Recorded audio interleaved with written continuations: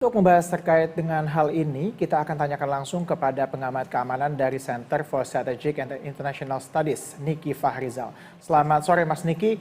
Mas Niki, yang Anda lihat, jika benar kemudian ada aksi penguntitan dari satu lembaga ke lembaga lain, apa saja kemudian yang salah lah? Apakah ini biasa dilakukan begitu dalam lembaga-lembaga di Indonesia, atau ini apa ya? Ada sesuatu yang dilanggar? Iya, menurut saya sih yang pertama tentu ada penyelewengan ya. Penyelewengan dari undang-undang Polri, undang-undang eh, kalau oknumnya adalah anggota Densus, maka itu undang-undang pemberantasan tindak pidana terorisme, termasuk juga dengan peraturan presiden yang mengatur mengenai organisasi Polri, ya. Kalau misalkan kita lihat Densus anti teror itu adalah unit khusus atau ibarat kata pasukan khusus milik kepolisian yang memang ditugaskan untuk eh, anti terorisme.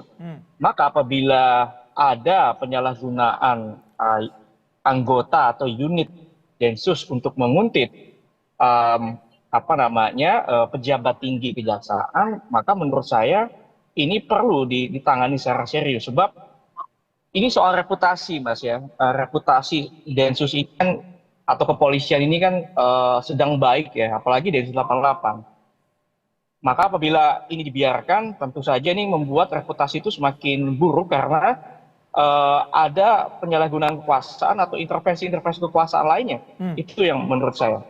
Yang Anda lihat ini melibatkan lembaganya, atau ini hanya sebenarnya aksi perorangan yang menggunakan begitu, orang perorangan di dalam Densus 88 yang kalau misalnya Anda bisa melihat secara inilah, secara besar, gambaran besar. Yang jelas begini ya, setiap anggota itu kan memiliki tanggung jawab ya ke atasan, dan atasan juga wajib mengawasi secara melekat anggotanya.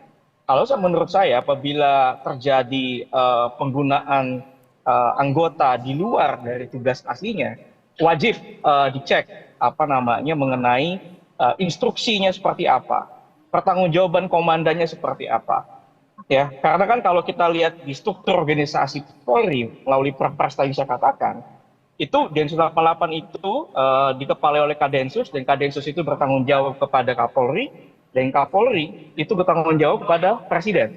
Maka ini semua ini harus diluruskan kembali gitu. Siapa yang memberikan perintah, siapa yang memberikan instruksi, dan tentunya juga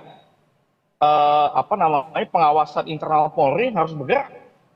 Dan tentunya Kompolnas juga harus memeriksa ini, seperti itu. Ini kan keburu kepalang publik sudah mengetahui lah ya informasi-informasi terkait dengan adanya adanya aksi pembuntutan begitu ya. Tentunya publik juga kemudian menilai bahwa jangan-jangan memang hubungan antar lembaga kita tidak pernah baik-baik saja kemudian. Jika kemudian ada saling aksi memata-matai, analisis dari Anda terkait dengan hal ini bagaimana? Kalau menurut saya ini kan salah satu simptom atau gejala yang menunjukkan bahwa penyelenggaraan negara kita sedang tidak baik-baik saja ya. Terutama tata kelola hukum. Artinya bagaimana mengelola sinergisitas, koordinasi, kolaborasi antar penegak hukum. Ini juga kita kan belum menemukan titik terang. Apa yang dicari dari adanya aksi penguntitan ini? Kasus apa yang sedang dikerjakan oleh kejaksaan? Maka ini perlu digali dan perlu melibatkan pengawasan internal Polri dan pengawasan eksternal. Tentunya masyarakat sipil dan pers mesti mengawal. Karena ini dampaknya akan panjang, Mas. Panjang kenapa? Karena apabila aksi-aksi ini dibiarkan terus-menerus, dampaknya ini akan merusak struktur negara hukum dan sistem penegakan hukum tentunya. Demikian.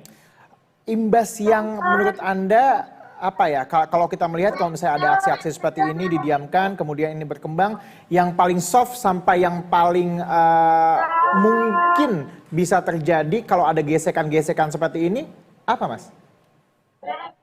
Apabila ini dibiarkan tanpa penyelesaian secara hukum maupun politik, kita akan melihat bahwa penyalahgunaan kekuasaan itu bisa jadi dinormalisasi. Ini yang berbahaya di dalam suatu ekosistem negara hukum demokrasi. Kalau hubungan antar lembaganya bagaimana, Mas?